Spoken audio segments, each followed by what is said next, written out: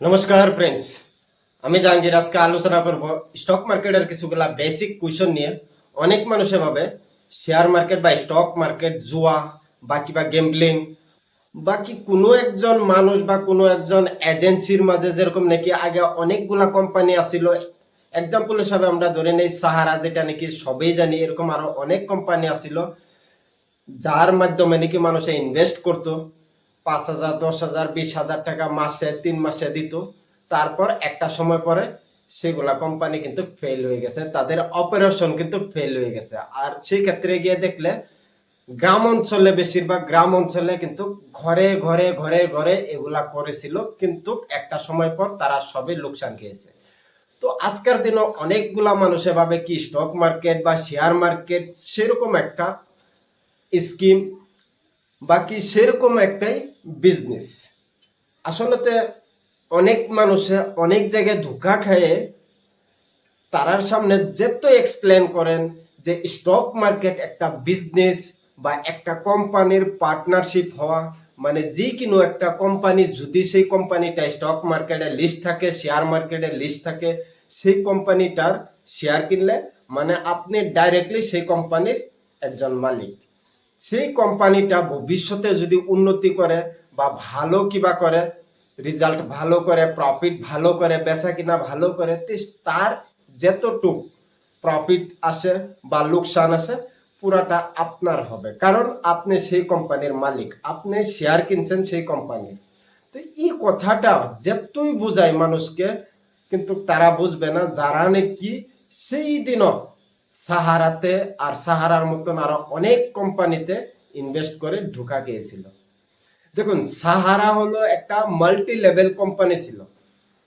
Multi level company কি, এই বিষয়ে পরবর্তী সময়ে আলোচনা করব। মানে কি চেইন সিস্টেম, আপনি জয়েন হয়েছেন সেই কোম্পানিতে, নিচে আরো 2 জন 3 জন 4 জনকে আপনি জয়েন করতে লাগবে। তারাও যদি একবার জয়েন হয়ে গেছে, তারাও নিচে সবের নিচে 2 জন 3 জন 4 জন জয়েন করতে লাগবে। তো এটা একটা চেইন সিস্টেম বিজনেস, মানে মাল্টি লেভেল মার্কেটিং বিজনেস। তো এগুলা বিজনেস আজকের দিনও ভারতবর্ষের মধ্যে টোটালি ব্যান করে দিছে গভর্নমেন্টে। কিন্তু তারপরও মানুষের মনের থেকে সেই ভয়টা যায়নি। কেন? টাকা মানুষে হারিয়েছেন, অনেক মানুষে অনেক টাকা হারিয়েছেন এগুলা কোম্পানিতে ইনভেস্ট করে, যেরকম নাকি সাহারা, ইনবিল্ড, এরকম আরো অনেক কোম্পানি আছে। তো এগুলাতে তো সেই ভয়ে মানুষে স্টক মার্কেট বা শেয়ার মার্কেট বাকি ইনভেস্ট করা শুনলে মানুষে ভয় পায়। মিউচুয়াল ফান্ড, এসআইপি এগুলা শুনলে ভয় পায় মানুষে। আজকের থেকে 2-3 বছর আগে আমাদের এলাকায়, যে জায়গা আমি আছি গ্রাম অঞ্চলে, এই জায়গার মানুষে ব্যাংক শব্দ শুনলেও ভয় পাইতো। কিন্তু সময়ের সঙ্গে সঙ্গে আজকের দিনে মানুষে ব্যাংকে লেনদেন করছে।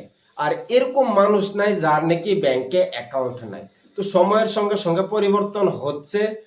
আর গভর্নমেন্ট আমরা ভারতবর্ষর অনেকগুলা কার্যক্রম করতেছে, যার মাধ্যমে মানুষে এগুলার বিষয়ে শিক্ষা নিয়ে অনেক আগে বাড়তেছে। ইনভেস্টমেন্ট মানে কি, ব্যাংকের অ্যাকাউন্টের সেফটি কি, আর ব্যাংকের অ্যাকাউন্ট কতটা ইম্পর্টেন্ট, অনলাইন ট্রানজাকশন আমরা ভারতবর্ষের লেগে কতটা ইম্পর্টেন্ট, সেগুলার বিষয়ে গভর্নমেন্টও সময় সময় সময় সময় কিন্তু মানুষকে অনেক মাধ্যমে কিন্তু আকর্ষণ করাইছে। আরেকটা বস্তু যেটা নাকি ইউপিআই, ইউপিআই ভারতবর্ষের মাঝে কিন্তু এটা একটা রেভলিউশন। অনলাইন ট্রান্সফার মানির ক্ষেত্রে গিয়ে এটা একটা রেভলিউশন। অন্যান্য দেশের মাঝে অনেকগুলা দেশ আছে, আমরা থেকে উন্নত দেশ আছে, কিন্তু তারার থেকেও উন্নত পরিমাণের অনলাইন ট্রান্সফার যে সিস্টেমটা আছে আমরা ইউপিআই। তো এই ক্ষেত্রে দেখতে গেলে ভারতবর্ষ কিন্তু একদম টপ লেভেলও আছে। তো এই টপ লেভেলে আসার কারণ কি, ভারতবর্ষের মানুষের ইউপিআইটারে অনেক মানে কি নিজের মতো করে নিছে। যেরকম নাকি গুগল পে, ফোন পে, এরকম আরো অনেকগুলা অ্যাপ্লিকেশন আছে যেগুলা নাকি মানুষে আজকাল ডেইলি কামের মধ্যে ব্যবহার করতেছে। আর এই ব্যাংকিং সিস্টেমটারে, ইউপিআই সিস্টেমটারে ভারতবর্ষর ভিতরে অনেক উন্নতি বা সফলতা পেয়েছেন এই মানুষের কাছের থেকে। সেই কারণেই গ্লোবাল লেভেলও আমরা যদি দেখি অনলাইন মানি ট্রান্সফার সিস্টেমের মাঝে ভারতবর্ষ টপ লেভেলও আছে, 1 নম্বর পজিশনে আছে ইউপিআই এর ক্ষেত্রে। আর ইউপিআই এর কারণে তো এতটুক আগে বাড়ার পরেও আমরা কিন্তু স্টক মার্কেট শেয়ার মার্কেটের বিষয়ে কিন্তু আজকের দিনেও এতটুক জানি না। অন্যান্য দেশেতে আমেরিকাত আমি দেখেছিলাম কিছুদিন আগে 68-69% মানুষে ইনভেস্ট করে, মানে শতকরা 68-69 মানুষে ইনভেস্ট করে স্টক মার্কেটে। আর ভারতবর্ষত অনলি 2% 1.5% মানুষে স্টক মার্কেটেও ইনভেস্ট করে, মানে শতকরা 1জন বা 1.5জন বা 2জন মানুষে ইনভেস্ট করে। তো কত একটা পিছিয়ে আছি বর্তমান সময়ে আমরা। আর স্টক মার্কেট কোনো জুয়া না, গ্যাম্বলিং না, বা কোনো ছক্কা মেশিন না যে কি 1 টিয়া দিলেই 10 টিয়া হয়ে আসবে, না, এটা একটা বিজনেস। আমরা স্টক মার্কেটে লিস্ট থাকা কোম্পানি, যে কোনো কোম্পানি হোক, যদি লিস্ট আছে স্টক মার্কেটে, তো সেই কোম্পানির শেয়ার কিনে আমরা সেই কোম্পানিটার মালিক হয়ে গেলাম। ভবিষ্যতে সেই কোম্পানি উন্নতি করলে আমরা টাকাটা উন্নতি করবে। আর যদি কোম্পানিটা ডাউনফল করে, নিচের দিকে আসে, মানে বিজনেসটা ভালো চলছে না, তাহলে সেটার পরিণাম কিন্তু আমরা শেয়ারের মাধ্যমে দেখা যাবে। তো এখন কথা হলো যে শেয়ার মার্কেটে লিস্ট থাকা কোম্পানি, যে কোনো কোম্পানি, এক্সাম্পল হিসাবে আমরা ধরি যে টাটা মোটরস একটা কোম্পানি ভারতবর্ষের মাঝে 4 হুইলার গাড়ি বানায়, বাহন বানায়, টাটা মোটরস। তো এই কোম্পানির যে হেড আছে, সিও আছে, সিএফও আছে, এইচআর টিম আছে, বা টাটা গ্রুপ আছে, তো তারা কি করে এই কোম্পানি? তো তারা হলো কোম্পানির প্রমোটার। প্রমোটার মানে কি, একটা কোম্পানির বেশিরভাগ শেয়ার যার কাছে আছে তারই বলা হয় প্রমোটার, মানে কোম্পানির মালিক। তারা কি করে কোম্পানির, কোম্পানিটার যতগুলা ডিসিশন আছে, বাকি সামনের দিকে কোম্পানি কি করবে না করবে সবগুলা ডিসিশন কিন্তু তারা নেয় কোম্পানিতে। তো এখন কথা হলো, যদি তারা ভুল ডিসিশন নিয়ে নেয় কিংবা একটা বিজনেসের, কারণ সেই কোম্পানিতে আমিও শেয়ার কিনছি, আপনিও কিনছেন, যদি তারা কিবা একটা ভুল ডিসিশন নিয়ে নেয় তাহলে তো কোম্পানিটা লোকসান হবে, মানে আমার শেয়ারের লোকসান হবে। কিন্তু সেটা হওয়ার আগে, আমার লোকসান আপনার লোকসান হওয়ার আগে সবের থেকে বেশি লোকসান হবে সেই টাটা কোম্পানির যারা নাকি প্রমোটার আছে, টাটা গ্রুপ, সেই গ্রুপের বেশি লোকসান হবে, কারণ তার কাছে অনেক বড় মাত্রার শেয়ার আছে। তো সেই জন্য আরো অনেক রেগুলেশন আছে এই জায়গা। তো সামনের দিকে ভিডিওর মধ্যে আমি তুলে ধরবো যে কি কারণে প্রমোটাররা কোম্পানির মাঝে গড়বড় করতেও পারে না, বা একটা সিঙ্গেল টাকার হেরাফেরি করতে পারে না। তো অনেকগুলা নিয়ম নীতি রেগুলেশন আছে। আর কি হিসাবে আমরা একটা কোম্পানির A to Z বিজনেসের থেকে নিয়ে কোম্পানির গুদামে কত টাকার মাল আছে, কোম্পানি গেছে কোয়ার্টারের মধ্যে কত টাকার মাল সেলস করছে, বানাচ্ছে, বর্তমান কত আছে, সামনে কত টাকার অর্ডার নিয়ে রাখছে কোম্পানি, ডেলিভারি করবে, সবগুলা বস্তুর অনলাইন আমরা দেখতাম পারি। আর এইগুলা বস্তুর মধ্যে বা এইগুলা কলমের মধ্যে একটা জায়গা একটা টাকার হেরাফেরি করবার নাই, এরকম সিস্টেম আছে। তো এগুলা সিস্টেমের বিষয়ে আমরা শিখতে লাগবো। আর যারা নাকি জুয়া পাবেন, বাকি একটা গেমব্লিং পাবেন, বাকি একটা ফ্রড পাবেন, যে এটা একটা স্কিম পাবেন, সাহারার মতন, ইনবিল্ডের মতন, আরো অন্যান্য মাল্টি লেভেল কোম্পানির মতন, তো এখন থেকে শিক্ষা নেওয়ার চেষ্টা করেন। স্টক মার্কেট অনেক একটা পাওয়ারফুল বস্তু, আর এটার জন্ম আজকা হয় নাই, অনেক বছর আগের থেকে। 1800 সনের মধ্যে, বর্তমান সময়ে 2024 চলতেছে, কিন্তু 1800 সনের মধ্যে যে সময় নাকি ইংরেজের রাজত্ব চলতো সবগুলা দেশের মধ্যে, সেই সময় থেকে স্টক মার্কেটের আবিষ্কার হয়েছিল। ইংরেজে কি করতো, এক দেশের থেকে আরেক দেশে মাল কিনে নিয়ে সাপ্লাই করতো। তো সেই সময় ইংরেজের কাছে এত পরিমাণে টাকা ছিল না যে এক দেশের থেকে আরেক দেশে মাল নিতে। তো সেই সময় ব্রিটিশে কি করতো, লোকাল যারা নাকি আছে পাবলিক, তাদের কাছে থেকে টাকা নিত, ইনভেস্টমেন্টটা নিত, নিয়ে সেই জায়গা থেকে মাল কিনে আরেক দেশে সাপ্লাই করতো, তারপর বিক্রি করে যে লাভটা হতো সেই লাভটা এই পাবলিকের দিয়ে দেওয়া হতো। তো এরকম ভাবে স্টক মার্কেট সেই জায়গা থেকে উঠা আজকার দিনও আমরা দেখতাম পারি কোন জায়গায় আছে স্টক মার্কেট। আর স্টক মার্কেটে যতগুলা ফিল্ম স্টার কোন বা নেতা পলিটিশিয়ান কোন, মুখ্যমন্ত্রীর থেকে শুরু করে, প্রধানমন্ত্রীর থেকে শুরু করে, গৃহমন্ত্রীর থেকে শুরু করে সবগুলা পলিটিক্যাল নেতা যারা আছে সবেরই ইনভেস্টমেন্ট এই স্টক মার্কেটে আছে। আর যদি ফিল্ম স্টার দেখেন, অমিতাভ বচ্চনের থেকে শুরু করে, শাহরুখ খানের থেকে শুরু করে, অক্ষয় কুমারের থেকে শুরু করে, আলিয়া ভাট, দীপিকা পাডুকোন, অজয় দেবগন সবেরই ইনভেস্টমেন্ট স্টক মার্কেট আছে। তো তারার পোর্টফোলিও কি হিসাবে দেখবেন, তারা কোন কোন শেয়ারটা কিনে রাখছে, কত করোড় টাকা কোন শেয়ারে ইনভেস্ট করে রাখছে, এগুলা কি হিসাবে দেখবেন। সামনে অনেক ভিডিও আসবে চ্যানেলে, আর এগুলার বিষয়ে আলোচনা করব যে কার পোর্টফোলিওটা দেখতে চান আপনারা অনলাইনে। তো যারা নাকি বড় বড় ইনভেস্টার, তারার পোর্টফোলিও কিন্তু অনলাইনে দেখা যায় যে তারা কোন শেয়ারটা কিনছে, কোন সময় কিনছে, কত টাকার শেয়ার কিনছে, কত দিন রাখছে, কত টাকা প্রফিট হচ্ছে, সবগুলা কিন্তু দেখা যায় অনলাইনে। তারার পোর্টফোলিওটা অনলাইনে থাকে। তো এগুলা কি হিসাবে দেখবেন পরবর্তী ভিডিওতে আলোচনা করব। চ্যানেলটাকে সাবস্ক্রাইব করে রাখবেন। আর একটা কথা মনে রাখবেন, স্টক মার্কেট অনেক একটা পাওয়ারফুল বস্তু, কিন্তু সেই জন্যে কিছুগুলা মানুষ, অল্প পার্সেন্টেজের মানুষে কিন্তু বর্তমান সময়ে, ভারতবর্ষের কথা বলতেছি, যে স্টক মার্কেটের বিষয়ে জানে।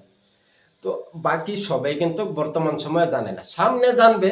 কারণ 2016 মাঝে আমি দেখছিলাম টোটাল ডিম্যাট অ্যাকাউন্ট, যে অ্যাকাউন্টটাত নাকি শেয়ার থাকে, যেটাকে নাকি যেরকম নাকি ব্যাংকের মাঝে সেভিং অ্যাকাউন্ট, কারেন্ট অ্যাকাউন্ট আছে, যেটার মধ্যে নাকি টাকা পয়সা আমরা থই, তো সেই রকমই একটা অ্যাকাউন্ট যেটাকে নাকি ডিম্যাট অ্যাকাউন্ট বলা হয়, সেটার মাঝে শেয়ারটা থাকে। তো 2016 থেকে আমি যখন নাকি স্টক মার্কেটে কাজ করি বাকি স্টার্ট করেছিলাম, সেই সময় দেখেছিলাম মাত্র 4 করোড় ডিম্যাট অ্যাকাউন্ট আছে স্টক মার্কেটে, ইন্ডিয়ান স্টক মার্কেটে। আর বর্তমান সময় 20 করোড়ের আশেপাশে। তো এতটুকু উন্নতি হয়েছে এই কয়েক বছরের মধ্যে। তো সামনে আর 10-15 বছরের মধ্যে আরো উন্নতি হবে। তো শিক্ষা এখন থেকেই শুরু করলে অনেক লাভবান, কারণ আমরা যে নিজের জিন্দিগিটা লিমিটেড সবেরই। আর আরেকটা কথা যদি আমরা ধ্যান দিই, স্টক মার্কেটে কি দিতে পারে, স্টক মার্কেটে অনেক কিছু দিতে পারে। আমি স্টক মার্কেটে আসার পর 2016 থেকে আজকের দিন পর্যন্ত বেশি দিন আমি কিন্তু বাহিরে রই নাই, চেন্নাইয়ে আসছিলাম। তো সেই জায়গার থেকে আমি ট্রেনিং নিয়ে অনেক কষ্ট করে স্টক মার্কেট শিখছি। কিন্তু এই স্টক মার্কেটে কি দিছে আমাকে, এই স্টক মার্কেটে অনেক কিছু দিছে। গাড়ি নিলাম, জমিন নিলাম, বাড়ি থেকে শুরু করে অনেক কিছু এই স্টক মার্কেটে আমাকে দিয়েছে। আজকের দিনে যে সফলতাটা আমি পেয়েছি, যদি স্টক মার্কেটে না আসতাম 2016 দিকে, তাহলে এই সফলতার কিঞ্চিত পরিমাণ আমি পেতাম না। কারণ আমরা জানি, যদি টাকার লেগে গোলামি করি আমরা, তাহলে সারা জিন্দিগি গোলামি করতে লাগবে। আর যদি টাকাকে গোলাম বানাই, তাহলে বেশি দিন গোলামি করতে লাগবে না। কারণ আপনার গোলাম আছে টাকা, সেই টাকাটাই আপনাকে কামায় দেবে। আর এটা পসিবল স্টক মার্কেটের জরিয়াতে। আমরা বর্তমান সময়ে ব্যাংকে এফডি করলে বা ব্যাংকে লেনদেন করলে আমরা ভয় পাই না। কারণ আমরা জানি যে ব্যাংক একটা স্টেবল বস্তু বা স্টেবল একটা সংস্থা, এটা পলায় যাইবার মতন সুবিধা নাই। তো ব্যাংকের বিষয়ে আমরা এতটুক আমরা নলেজ গেইন করছি আজকাল দিনে, সেই জন্যই তো আমরা ঘরে ঘরে ঘরে ঘরে এরকম মানুষ নেই যার নাকি অ্যাকাউন্ট নাই। কিন্তু আজকের থেকে 2-4 বছর আগে মানুষ ভয় পাইতো ব্যাংকে টাকা রাখতে হলে। আমার এলাকার কথা বলছি আমি, আমার গ্রাম অঞ্চলের এলাকার কথা বলছি। তো এই গ্রাম অঞ্চলে আজকের দিনও এরকম মানুষ নাই যার নাকি অ্যাকাউন্ট নাই। তো এতটুক উন্নতি যদি হচ্ছে, বাকি মানুষে এতটুক শিক্ষা নিছে ব্যাংকের বিষয়ে, তাহলে স্টক মার্কেটের বিষয়েও শিক্ষা নেবেন। আর স্টক মার্কেটটা যত জলদি নাকি শিখবেন, ততই উন্নতি। আর স্টক মার্কেটে অনেক বালা বালা কোম্পানি আছে, সেগুলাতে যদি অল্প অল্প অল্প করে ইনভেস্ট করেন, তাহলে জিন্দিগির যতগুলা মকসদ আছে সব কিন্তু পুরা হয়ে যাবে। এতটুকু একটা পাওয়ারফুল বস্তু বা কনসেপ্ট স্টক মার্কেট। আমরা সবাই ভাবি নর্মাল মানুষের যে যে কোনো কোম্পানি একজন মানুষের, টাটা কোম্পানি মানে টাটার যতগুলা কোম্পানি আছে, রতন টাটা স্যারের, স্টেট ব্যাংক গভর্নমেন্টের, পাঞ্জাব ব্যাংক গভর্নমেন্টের। তো আসলে তো এরকম না। রিলায়েন্স মুকেশ আম্বানির, আসলে তো এরকম না। মুকেশ আম্বানি রিলায়েন্সের প্রমোটার, তার কাছে রিলায়েন্স কোম্পানিটার বেশিরভাগ শেয়ার আছে, সেই জন্যই সে প্রমোটার, বাকি মালিক। আর মুকেশ আম্বানি সেই রিলায়েন্স কোম্পানির যে কোনো ডিসিশন নিতে পারে। বাকি কালকা রিলায়েন্স কোম্পানি জিও সিমটাকে বন্ধ করে দিবে, বাকি জিও সিমের মধ্যে 3 মাস 4 মাস ফ্রি রিচার্জ দিয়ে দিবে সবাইকে। তো এগুলা যে কোনো ডিসিশন হোক মুকেশ আম্বানি নিতে পারে, কারণ তার কাছে বেশি পরিমাণ শেয়ার আছে এই কোম্পানিটা। আর পুরাটা কোম্পানির মালিক কিন্তু মুকেশ আম্বানি না।